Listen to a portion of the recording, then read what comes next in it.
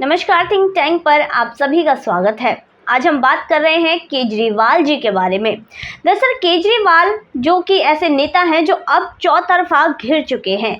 सबसे पहले बात करें केजरीवाल के गुजरात के झूठ के बारे में, तो गुजरात में जिस तरह से केजरीवाल ने झूठ बोला है, दरअसल केजरीवाल ने एक ट्वीट करते हुए कहा है कि जो गुजरात वाला कार्यालय है वहाँ पर बीजेपी ने एक छापेमारी करवा दी गई है। बीजेपी के द्वारा एक छापेमारी की गई है, जिसके बाद केजरीवाल ने ये ट्वीट किया है। इसके बाद जो गुजरात पुलिस है उसने इसको क्लियर किया और केजरीवाल का झूठ पकड़ा गया, जिसमें गुजरात पुलिस ने कहा कि उन्होंने कोई भी ऐसी छापेमारी केजरीवाल या आम आदमी पार्टी के किसी भी कार्यालय पर नहीं की है। तो इसके बाद अब केजरीवाल का ये भी कहना था, केजरीवाल ने जो ट्वीट किया था उसमें ये भी कहा था कि बीजेपी हमारे प्रदर्शन से, गुजरात में जो हमारा प्रदर्शन होने वाला है, जिस तरह हमारा सपोर्ट किया जा रहा है, उससे डर गई है। हमारे नाम की आंधियां चल रही हैं गुजरात में, इसलिए बीजेपी डर गई है और हमें टारगेट बना रही है। वहीं आपको बता दें कि केजरीवाल के नाम की यही आंधी वाराणसी में भी चली थी और केजरीवाल वाराणसी से ऐसे उड़े कि अब तक वापस वाराणसी कभी जा ही नहीं पाए। वहीं एक और झूठ जो दिल्ली से पकड़ा गया, जो केजरीवाल का था एजुकेशन मॉडल, जो कि आज एक्सपोज हो चुका है। केजरीवाल का कहना है कि दिल्ली में जो कंपार्टमेंट जो रिजल्ट है 10वीं का, उसमें 16% तक बढ़ोतरी हुई है और 5% ऐतिहासिक हो गया है, इस तरह का कहना है। वहीं दूसरी तरफ आपको बता दें कि दिल्ली में 2019 में 85% पर दिल्ली जो बच्चे पास हुए थे, 85% पास हुए थे। 2018 में 80%, तो इनका जो रिजल्ट है वो 80 से 85 तक ही झूलता रहता है। वहीं दूसरी तरफ आपको बता दें पूरे देश में 95% बच्चे पास हुए और दिल्ली से कई ज़्यादा पास हुए। पूरे देश में सीबीएसई ने 16 रीजन्स में पूरे देश को बांट दिया, जिसमें 2 रीजन दिल्ली के थे। और अब सबसे बड़ी हैरानी की बात तो ये है कि दिल्ली का रिजल्ट जो आया सीबीएसई का, वो 14वीं और 15वीं रैंक पर था, 14वीं और 15वीं रीजन पर था। वहीं नोएडा 9th पोजीशन पे था, जो दिल्ली से तो कई ज़्यादा अच्छा था।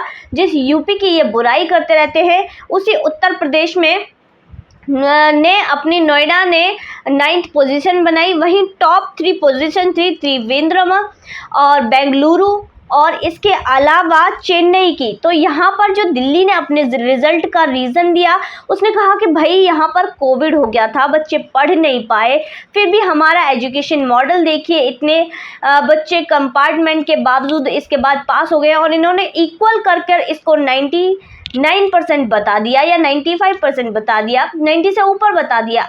वहीं बाकी राज्य हैं उनके बच्चे तो ऐसे ही पढ़ाई कर रहे हैं, क्योंकि वो अगर वो कंपार्टमेंट को जोड़कर बताएं तो यहाँ पर तो 100% का रिजल्ट आना चाहिए।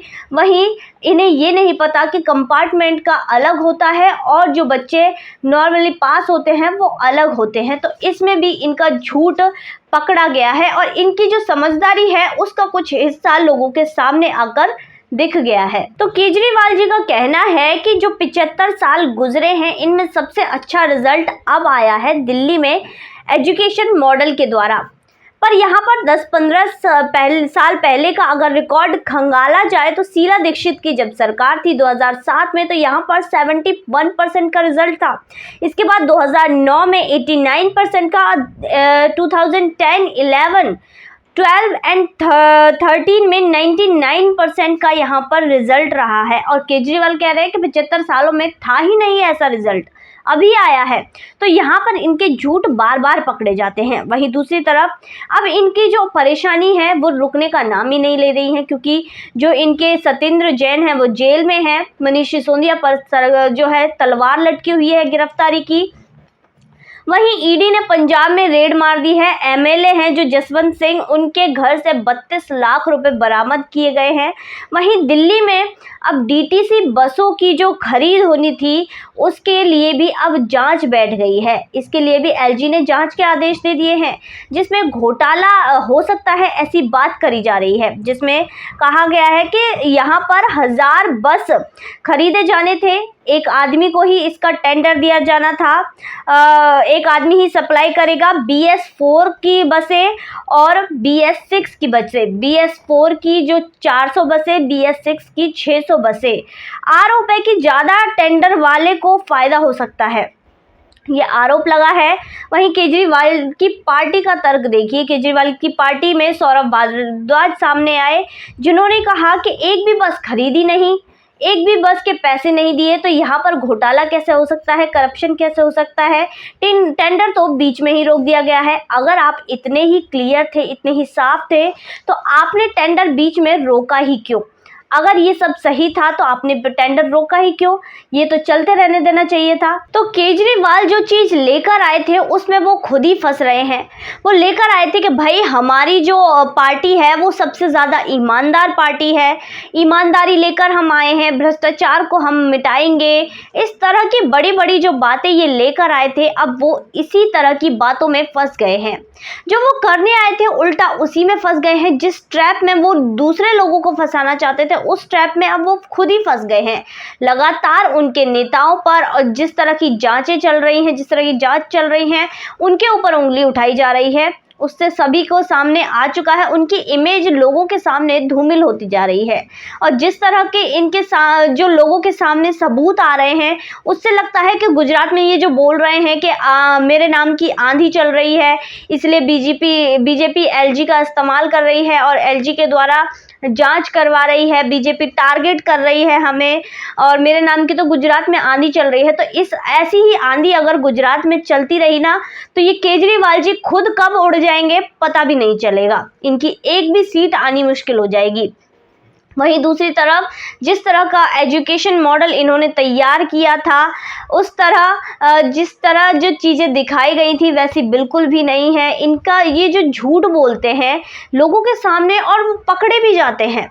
झूठ भी इस तरह के बोलने चाहिए जो पकड़े ना जाए, पर केजरीवाल जी को तो झूठ भी बोलना नहीं आता, क्योंकि उनके झूठ अगले ही दिन पकड़ लिए जाते हैं। तो जिसके बाद वो लोगों के सामने ऐसे एक्सपोज हो रहे हैं, उनकी छवि इतनी धूमिल हो रही है कि अब उन्हें अपना जो छवि का शीशा है वो साफ कर लेना चाहिए और किसी और रास्ते पर चल देना चाहिए। पर केजरीवाल तो अभी भी बाज नहीं आ रहे हैं और लगातार बीजेपी, उनके पास बस इस चीज़ का एक ही तर्क रहता है कि बीजेपी हमसे चिढ़ रही है, बीजेपी हमें बदनाम कर रही है, बीजेपी LG का इस्तेमाल कर रही है, बीजेपी की केंद्रीय एजेंसियों का इस्तेमाल कर रही है।